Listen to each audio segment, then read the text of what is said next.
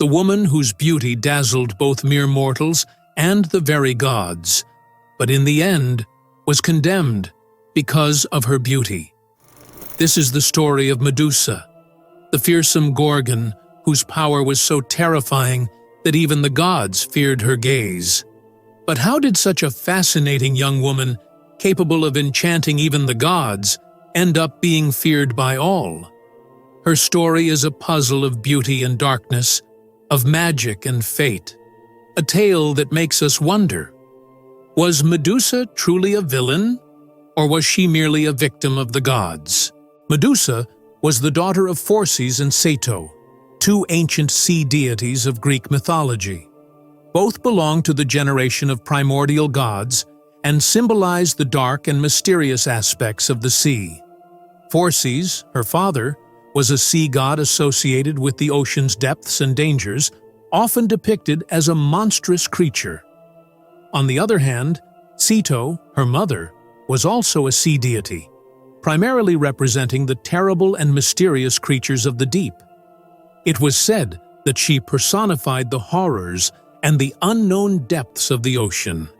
Phorcys and Ceto not only gave life to Medusa, but also to her terrifying sisters, Stheno and Euryale, known as the fearsome Gorgons.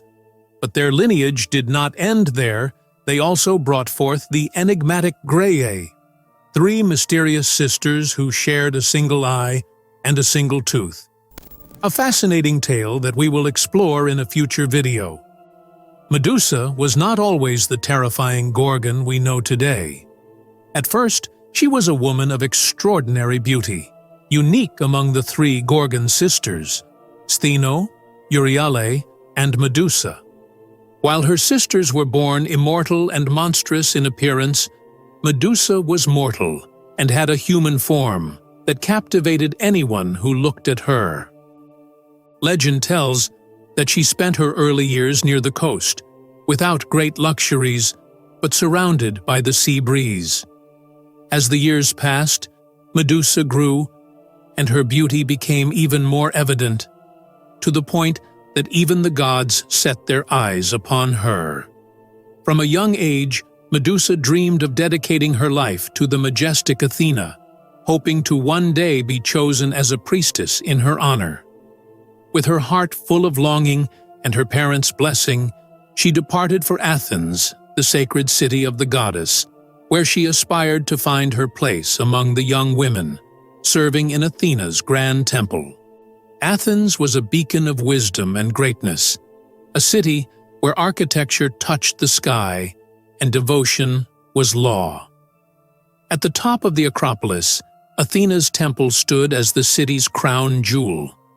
Within its walls, each aspirant had to undergo rigorous trials of discipline, faith, and purity.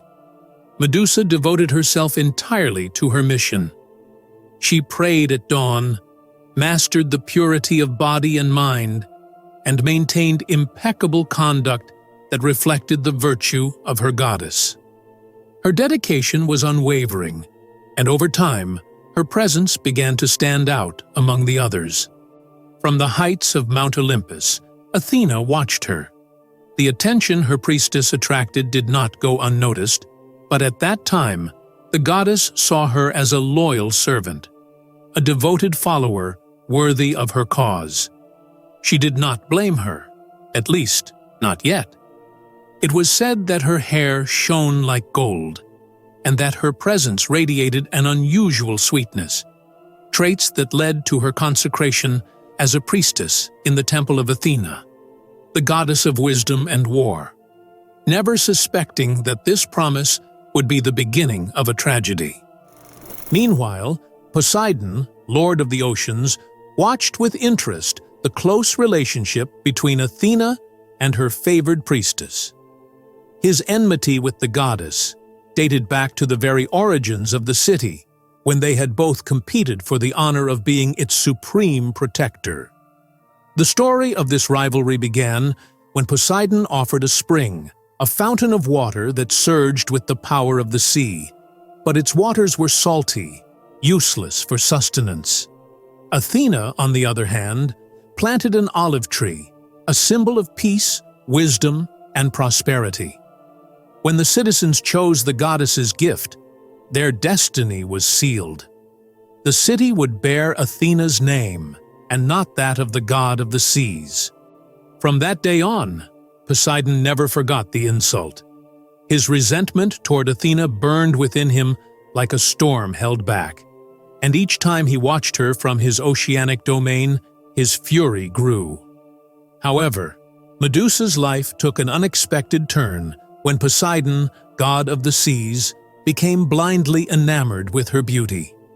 According to legend, Poseidon seduced her, or, in some versions, took her by force, in the sacred temple of Athena, an act that represented a great offense to the goddess. Athena, enraged by the desecration of her sanctuary, decided to punish Medusa instead of Poseidon, a decision many see as a reflection of the god's severity and merciless nature. Without a trace of pity, and with the coldness that characterizes the gods, Athena unleashed upon the poor priestess a curse that no one could undo, transforming her into a fearsome Gorgon. The young woman, who had once been the pride of the temple, began to feel a dark and twisted transformation. Her beautiful hair turned into venomous serpents, her skin took on a terrifying appearance, and her eyes were cursed with the power to turn anyone who looked at them into stone. Thus, the woman who had once been admired for her beauty became a symbol of terror and punishment. Upon seeing the cruel fate imposed upon her for something she had not done, Medusa let out a heart-wrenching scream. Desperate and horrified, she felt how everything she had once loved about herself was now turning against her. Her beauty, her sweetness, her very essence, transformed into weapons of terror that would condemn her forever. Now, anyone who gazed into her eyes would be turned to stone for eternity. Without mercy, Athena had changed Medusa forever, turning her into a dreadful creature, destined to wander in solitude and instill fear in anyone who dared to cross her path. Following her transformation, Medusa was exiled to a distant cave, where she joined her immortal sisters, known as Stheno and Euryale. Now, the three sisters were known and feared as the Gorgons, terrifying creatures that lived in a desolate region, far from society. It was said that Stheno was the fiercest of the three, while Euryale was the most compassionate.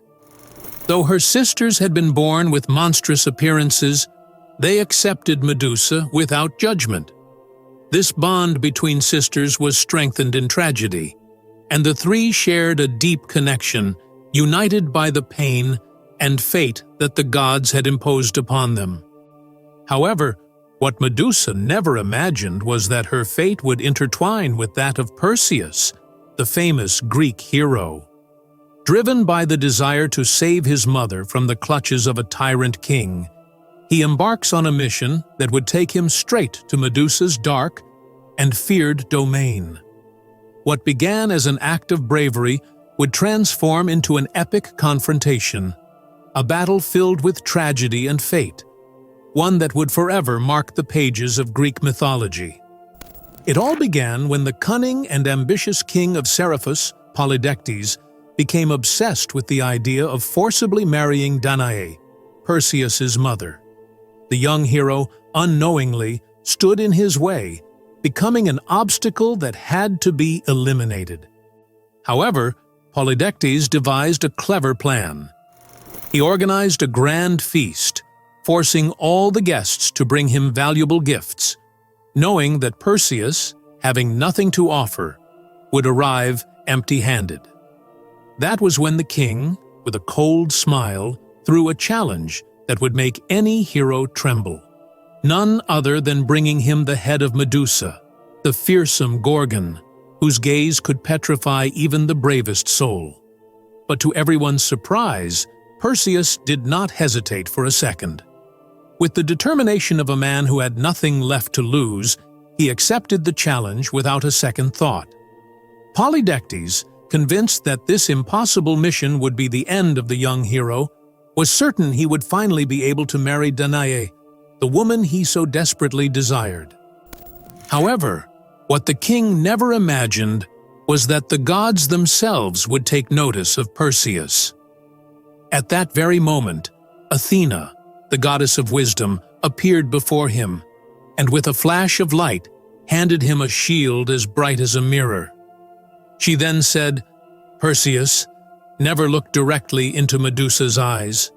Use this shield to reflect her gaze. Only then will her deadly power not reach you." The second to appear was Hermes, the cunning messenger of the gods, who is said to have given Perseus a gleaming and sharp golden sword, perfect for facing any danger. In a firm voice, he declared, "Perseus, use this sword against her, and under no circumstances should you hesitate to wield it." Next, the one who stood before the young hero was Hades, the god of the underworld, who granted him his prized helmet of invisibility. In a somber voice, he said, "This helmet will make you invisible to your enemies. Use it wisely to approach Medusa unseen." Lastly, the wise and mysterious nymphs of the forests also joined the cause, offering their aid to Perseus.